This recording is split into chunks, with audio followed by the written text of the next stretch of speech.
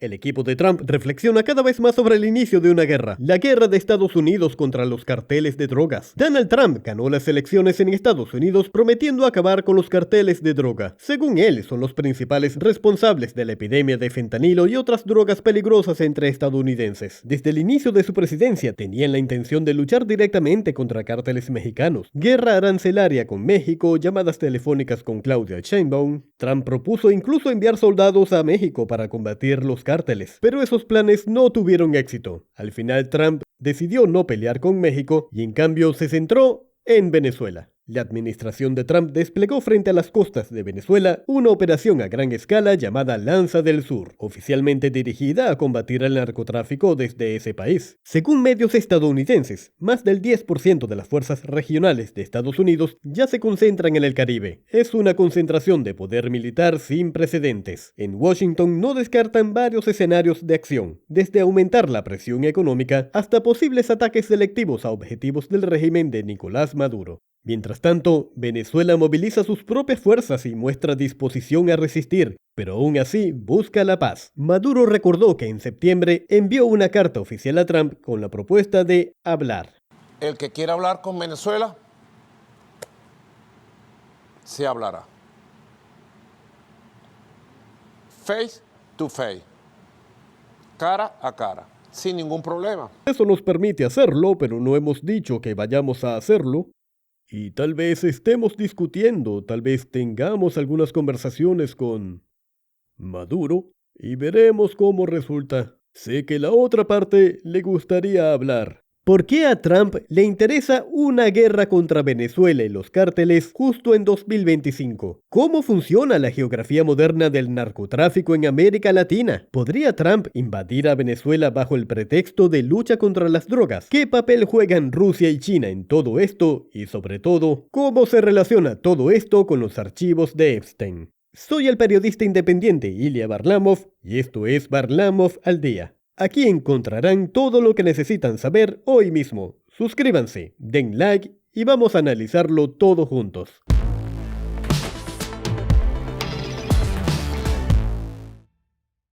¿Contra quién exactamente está librando su guerra Trump? En el contexto de Venezuela, Trump apunta directamente al cartel más conocido del país, el cartel de los soles. Su nombre se relaciona con las insignias de los generales venezolanos en las que aparecen soles. Desde los años 90 se sospecha que los generales de la Guardia Nacional de Venezuela están involucrados en el tráfico de cocaína. Estados Unidos asegura que el cartel de los soles está dirigido por el entorno de Maduro y que las ganancias supuestamente van directamente a los bolsillos del presidente y sus allegados. Y esta no es solo la posición de Trump. Hace 5 años el Departamento de Justicia de Estados Unidos acusó a Maduro de narcoterrorismo y ofreció una recompensa de 15 millones por información sobre su paradero. Con la llegada de Trump, el ataque a Maduro continuó.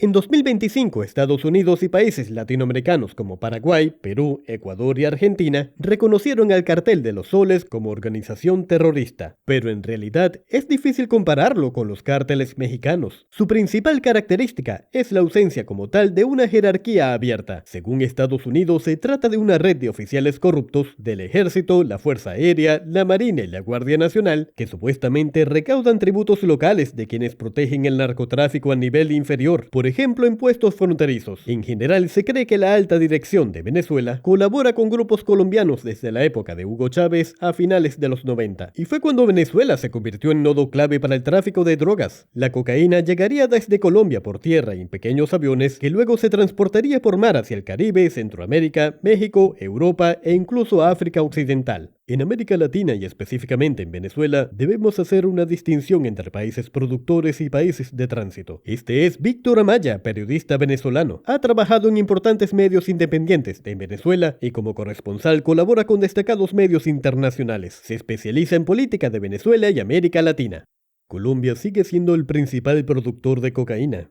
Venezuela y Ecuador, en cambio, cumplen el papel de puntos de tránsito, lugares donde se almacenan las drogas antes de ser enviadas fuera de la región. Allí no se producen a gran escala. No hay duda de que Venezuela es un centro importante de narcotráfico. En 2013, en París se interceptó un poco más de 1 tonelada de cocaína en un avión de pasajeros de Air France procedente de Caracas, la mayor cantidad en la historia de Francia. En 2015, los sobrinos de la esposa de Maduro fueron arrestados en Estados Unidos al intentar transportar 800 kilos de cocaína. Según estimaciones de organizaciones de derechos humanos, solo en 2024 el narcotráfico generó en Venezuela más de 8.000 millones de dólares. El expresidente de la Asamblea Nacional, Diosdado Cabello, el ex vicepresidente Tarek El Aissami y varios generales del país están bajo sanciones en Estados Unidos por participar en el narcotráfico. Según rumores, Cabello incluso dirigía personalmente los envíos de cocaína. Sin embargo, Cabello declara que no tiene nada que ver con las drogas. En esos barcos peñeros que fueron atacados, ¿cuánto de droga había? Sí había drogas. Dicen que en el último había fentanilo, que están los organismos de la seguridad del Estado. ¿Aquí en Venezuela se ha capturado fentanilo alguna vez? ¿Se sabe de la entrada de fentanilo en Venezuela? No. Jamás. Jamás se mete fentanilo en Venezuela. Fin de mundo, pues.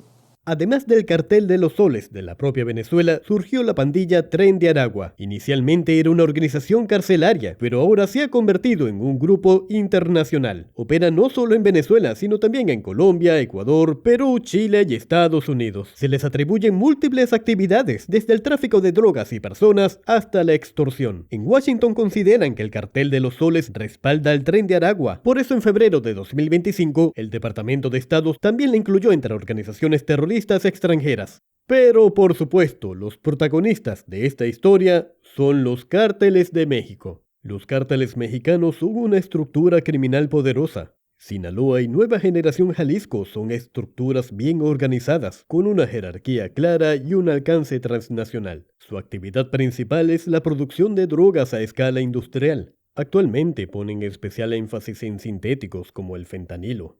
Para ello utilizan precursores que traen desde Asia. Además controlan las principales rutas de narcotráfico y actúan de manera muy violenta. Además de estos dos carteles líderes, en México operan decenas de organizaciones criminales. El Cártel del Noreste, el Cártel del Golfo, la Familia y los Zetas Unidos. Estas trabajan en mercados locales y luchan por el control de varios estados. 6 cárteles mexicanos han sido incluidos en la lista de Estados Unidos de organizaciones terroristas. Y aquí surge una pregunta muy lógica. ¿Por qué Trump está luchando específicamente contra Maduro si los cárteles mexicanos parecen ser los más peligrosos?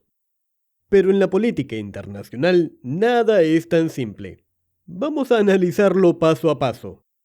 Washington lleva tiempo combatiendo los cárteles y el narcotráfico. Estados Unidos lanzó una campaña contra el fentanilo ya en 2021. La base de esta estrategia es el enjuiciamiento penal de los líderes de cárteles. En abril de 2023 se abrieron casos contra decenas de colaboradores y dirigentes del cartel mexicano Los Chapitos y al mismo tiempo se aplicaron sanciones a empresas químicas chinas y a ciudadanos del país. ¿Por qué? Porque la epidemia de fentanilo en Estados Unidos no habría sido posible sin China, donde hasta principios del 2020 se producían precursores. Son sustancias químicas que los cárteles usaban para sintetizar fentanilo. A pesar de la prohibición de exportar fentanilo puro desde China, miles de empresas químicas continuaron comerciando precursores por canales grises, haciéndolos pasar por productos legales para industria farmacéutica y agrícola. Servicios de inteligencia estadounidenses han constatado que cárteles mexicanos todavía compran materias primas a fábricas chinas y utilizan esquemas chinos para lavar dinero ganado. Washington acusa a Pekín de cerrar los ojos ante esta exportación y no recibe una respuesta clara. El tema es incómodo para China. Por un lado no quiere un conflicto con Washington y por el otro las empresas provinciales dependen del comercio gris y la regulación de la industria química es fragmentada. Como resultado, Estados Unidos tiene un argumento adicional. Al vincular la crisis del fentanilo con China, Washington obtiene un punto de apoyo en negociaciones comerciales y geopolítica. Por eso no intensifica la presión sobre China, aunque podría hacerlo. Ella es Alexandra Filipenko, politóloga, especialista en Estados Unidos, doctora en historia y se dedica a la política interna estadounidense. Pero Trump es muy cauteloso en lo que respecta a China, aunque se ha hablado mucho sobre cómo China realmente suministra fentanilo, cuál es la crisis global de fentanilo en la actualidad y por qué está relacionada con China. De esto es de lo que, en gran medida, hablan distintos republicanos y miembros del Partido Republicano. Ellos afirman que China utiliza el fentanilo como un arma contra Estados Unidos. Sin embargo, Donald Trump, en sus declaraciones, prefiere no criticar a China. Incluso durante la campaña electoral de Trump, algunos políticos conservadores exigían declarar los cárteles latinoamericanos organizaciones terroristas extranjeras, que debían usar el ejército de Estados Unidos contra ellos y que el problema debía resolverse de inmediato y por cualquier medio. La idea de presentar a los cárteles latinoamericanos como organizaciones terroristas extranjeras, la verdad, casi no se usaba antes de Donald Trump. Durante mucho tiempo se consideraba que los narcos influyen en la vida dentro de Estados Unidos, claro, pero no como la fuerza que alimentara directamente los problemas internos del país, como la crisis del fentanilo. Ahora, en cambio, la percepción sobre estos cárteles es completamente distinta. Y de hecho, el equipo de Trump ahora habla directamente sobre la necesidad de una guerra total contra los cárteles. Aquí hay 3 puntos importantes. Primero, en la Casa Blanca consideran que la crisis de sobredosis se ha convertido en uno de los mayores desafíos para estadounidenses. En 2024, las drogas acabaron con la vida de 80,000 estadounidenses y los culpables son los cárteles. Segundo, se trata de la seguridad de la frontera estadounidense. Trump dice que los cárteles aprovechan un control débil, introducen toneladas de drogas y millones de personas que no deberían estar allí. Ante esto se retomó la construcción del muro fronterizo, supuestamente para frenar el narcotráfico. Y tercero, la guerra contra los cárteles como misión sagrada de Trump. El presidente presenta la campaña contra los cárteles como salvar vidas estadounidenses. Para ello promete usar toda la fuerza del Estado y acabar de una vez por todas con la epidemia de fentanilo. El problema es que muchos expertos dudan que se pueda acabar con la epidemia de fentanilo de manera tan simple. Incluso si se destruyen algunos cárteles, otros nuevos tomarán su lugar. Por cierto, tengo un video sobre la crisis del fentanilo en Estados Unidos, no dejen de verlo. En general, sí, los expertos consideran que la retórica de Trump está más bien dirigida a ganar puntos políticos entre votantes conservadores. Les preocupa el aumento de la criminalidad y se alegrarían de una solución contundente. Trump reforzaría su imagen de líder fuerte y todos salen ganando. Es algo que la población de Estados Unidos apoya mucho. La guerra contra las drogas y contra los narcoterroristas, como los llama Donald Trump, cuenta con un respaldo amplio. Para muchos estadounidenses este tema es tan claro y directo como la cuestión de los migrantes indocumentados. Por eso Trump concentra tanta atención en este tema y, en general, en América Latina. Pero ¿por qué todo esto se ha activado justamente en 2025? Más allá de que Trump, de hecho, se convirtió en presidente este año, hay objetivos más prosaicos. En 2026 se celebrarán elecciones para la Cámara de Representantes en Estados Unidos, y expertos consideran que la meta de Trump es apropiarse de la agenda de sus oponentes. Por ejemplo, en agosto pasado, los aliados de Trump lanzaron una campaña mediática bajo el lema Make America Fentanyl Free. Gastaron millones de dólares para mostrar cómo Trump combate exitosamente las drogas. En general, la lucha contra los cárteles sigue siendo como mínimo un tema políticamente rentable. Sin embargo, Trump no logró acercarse a las pandillas mexicanas que en esencia están detrás de la crisis del fentanilo. Sus redes están profundamente integradas en la economía, cuentan con sus propias estructuras armadas y por eso permanecen fuera del alcance de cualquier presión externa. Además, una intervención militar directa de Estados Unidos en asuntos de México es jurídicamente imposible y políticamente impensable. Trump presionó, amenazó con aranceles e incluso propuso enviar a militares estadounidenses a combatir cárteles en territorio ajeno. Pero la presidenta de México, Claudia Sheinbaum, le dejó claro, con cortesía pero con firmeza, que ese escenario no está sobre la mesa. Si México quisiera ayudarme a combatir los cárteles, sería un honor para nosotros ir y colaborar, eso mismo le dije. Pero la presidenta de México es una mujer maravillosa, pero les tiene tanto miedo los cárteles que ni siquiera puede pensar con claridad. Pero la promesa a los votantes ya está hecha. Por eso la atención de Trump se ha dirigido hacia Venezuela, con la que Estados Unidos mantiene una antigua enemistad. Y aquí la pregunta principal es, ¿realmente es posible una invasión de Estados Unidos a otro país? ¿O todo esto es solo otro truco político de Trump? Trump decidió actuar no solo contra Venezuela, sino contra toda la región del Caribe. Bajo la bandera de lucha contra las drogas, el presidente de Estados Unidos entró prácticamente prácticamente en un conflicto abierto con el régimen de Nicolás Maduro. Sí, formalmente ya en 2020 el Departamento de Justicia de Estados Unidos presentó cargos contra Maduro, pero Trump fue más allá. En agosto, 8 buques militares estadounidenses se dirigieron hacia costas de Venezuela. Así, en la región se desplegaron unos 4.500 militares estadounidenses. El objetivo oficial, interceptar cargamentos de drogas y atacar instalaciones vinculadas con cárteles venezolanos. Esto francamente alarmó a Caracas. Maduro anunció la movilización de 4,5 millones de milicianos y prohibió el vuelo de todos los drones. Washington declaró que sus acciones no iban dirigidas contra el pueblo venezolano, sino únicamente contra organizaciones narcoterroristas. Sin embargo, formalmente bajo esta categoría también caen el propio Maduro y funcionarios cercanos a él. Esta operación naval se ha declarado oficialmente como una misión de lucha contra el narcotráfico. Su objetivo es frenar el suministro de drogas por parte de cárteles latinoamericanos, y en particular los vinculados con el cartel de los soles. También hay que recordar que en Estados Unidos ya han condenado a los sobrinos de Maduro y otros miembros de su familia por traficar cocaína hacia el país. Por eso la percepción de que el gobierno venezolano actúa como cúpula oficial de cárteles de drogas no surge de la nada. Estados Unidos tiene sus razones para ello. ¿Pero por qué precisamente Venezuela? El exfiscal general de Estados Unidos, William Barr, ya decía en 2020 que Maduro y sus cómplices intencionalmente inundaron a Estados Unidos con cocaína para minar la salud de la nación. Expertos independientes pusieron en duda esta afirmación. Los propios datos de Estados Unidos muestran que a través de Venezuela transitaba significativamente menos cocaína que en países de Centroamérica. Ahora, periodistas y analistas consideran que el papel de Venezuela en el narcotráfico podría estar exagerado con fines políticos. A pesar de ello, el secretario de Estado, Marco Rubio, ya declaró que cualquier embarcación con cocaína y fentanilo representa una amenaza para Estados Unidos, lo que da derecho a las fuerzas estadounidenses a destruirlas. Como resultado, el 2 de septiembre la Armada estadounidense hundió por primera vez una lancha rápida al sur del Mar Caribe. Washington afirmó que pertenecía a un cártel venezolano y transportaba un gran cargamento de drogas. En el ataque murieron 11 personas a bordo, mientras otros países de América Latina miran todo con cautela. A muchos les recuerda el escenario de invasión de Estados Unidos a Panamá para derrocar al general Noriega en los 80. Y si Trump puede invadir a Venezuela, podría hacerlo en cualquier otro país. Sin embargo, los politólogos no ven motivos para entrar en pánico por ahora. Según ellos, los estadounidenses no apoyarían las acciones del presidente.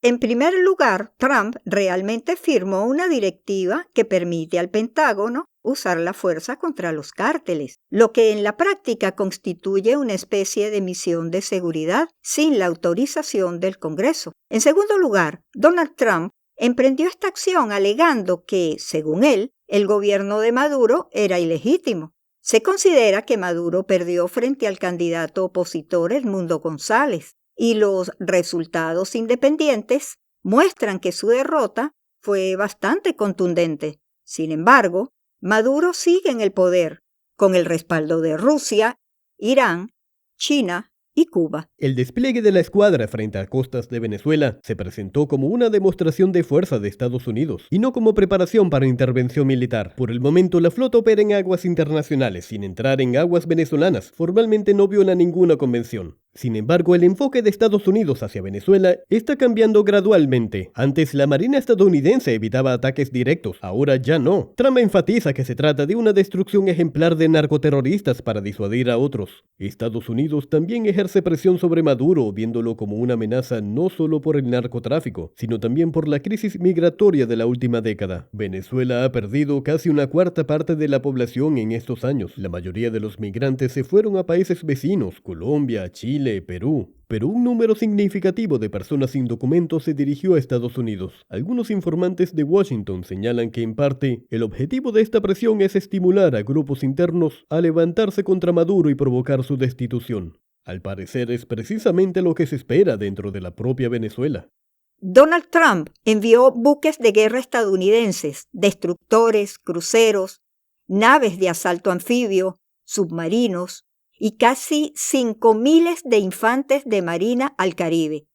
Esta maniobra, por supuesto, busca ejercer presión interna sobre el régimen de Maduro. Es una forma de presión destinada a provocar que dentro de Venezuela madure un grupo dispuesto incluso a reclamar esos $50 millones ofrecidos por información que permita arrestar a Maduro y, en general, cambiar la situación política dentro del país. El régimen de Maduro, por su parte, trata de evitar la confrontación, pero se prepara para cualquier eventualidad. Los militares recibieron la orden de reforzar la vigilancia en aguas territoriales, incluyendo rutas de exportación de petróleo. El ministro de Defensa, Vladimir Padrino, anunció a finales de agosto de 2025 el despliegue de buques y drones a lo largo de toda la costa. Los grandes barcos venezolanos se moverán hacia la frontera norte en aguas territoriales, justo donde se encuentra la escuadra estadounidense. El propio Maduro afirma que las reclamaciones de Estados Unidos en su contra carecen de fundamento, niega cualquier vínculo e incluso la existencia del cartel de los soles. Además afirma que combaten el contrabando de cocaína a través del territorio. Según declaraciones de Maduro en 2025, las autoridades del país habrían incautado alrededor de 52 toneladas de drogas. ¿Quién produce la cocaína? Colombia. ¿Por dónde sale la cocaína? El 87% por el Pacífico colombiano y por Ecuador. ¿Y dónde se queda el dinero? Por eso. El 8% sale por la Guajira colombiana y un 5% tratan de pasarla por Venezuela y nosotros le damos, pero palo y plomo. Palo y plomo. Y cae quien caiga. Sea alcalde, sea diputado, quien tenga que caer, cae y pa'l pote. Las autoridades venezolanas niegan de manera constante cualquier vínculo entre Nicolás Maduro y el cartel de los soles. Según ellas, el propio cartel es una invención de Estados Unidos, creada para justificar la intervención en asuntos internos del país. Sin embargo, el mismo gobierno el año pasado afirmaba que la pandilla Tren de Aragua era solo un mito mediático, y más tarde informó que las fuerzas de seguridad supuestamente la habían desarticulado. Se considera que la recompensa de $50 millones por información sobre Maduro no es solo un paso legal, sino también una herramienta de presión sobre su régimen. La Casa Blanca espera que una suma tan elevada desmoralice el entorno del presidente venezolano, o al menos pueda sembrar desconfianza entre las élites y miembros de las fuerzas de seguridad. Más aún, Estados Unidos ha acusado desde hace tiempo y de manera constante a Maduro y a sus allegados cercanos de vínculos con cárteles, además de confiscar los activos por cientos de millones de dólares. Esta combinación de presión con dinero, cargos penales y congelamiento de bienes debería, según la visión de Washington, debilitar la vertical de poder de Maduro desde dentro. En el caso de Nicolás Maduro, el monto de la recompensa es simplemente colosal. Este año lo duplicaron hasta $50 millones, supuestamente debido a su papel de liderazgo en cárteles. Para ponerlo en perspectiva, se ofrecía la misma recompensa por Osama Bin Laden. Al parecer es la segunda vez que se ofrece tanto dinero desde el inicio de este programa. El objetivo principal es incentivar informantes y actores regionales a proporcionar información interna verificada. Aunque la situación política en Venezuela hace que tal cooperación sea poco probable. Sin embargo, no todos apoyan las acciones de Estados Unidos. A Rusia y a China, antiguos protectores del régimen de Maduro, esto no les gusta. Rusia otorga abiertamente créditos y armamentos a Caracas y desde hace muchos años critica a Washington por presionar a Maduro. Ya en 2020, el Ministerio de Relaciones Exteriores ruso declaró que Estados Unidos intentaba aprovecharse de la vulnerabilidad de Venezuela. Calificaron las sanciones durante la pandemia como un instrumento de genocidio. Al mismo tiempo, el Kremlin reconoce a Maduro como presidente legítimo y en las acciones de la administración estadounidense ve una injerencia en los asuntos internos de un aliado. China, como mayor acreedor de Venezuela, también está preocupada. Pekín se opone a cualquier intento de cambio de régimen por la fuerza. Tras el despliegue de la flota estadounidense en el Caribe, China instó a Estados Unidos a respetar la soberanía de Venezuela y la Carta de la ONU. El Ministerio de Relaciones Exteriores chino condenó la supuesta lucha contra cárteles de droga como posible pretexto para una invasión. Si se analiza cómo China ha ido reforzando su presencia en América Latina, especialmente en los últimos 10 años, se puede ver que el comercio de absolutamente todos los países de la región con China se ha multiplicado por lo menos por 3 durante este periodo. Y Venezuela, como ejemplo muy ilustrativo, se ha convertido en la vía principal de todo este acercamiento, tanto con China como de paso con Rusia. Ahora para Donald Trump, esto también es como una provocación directa.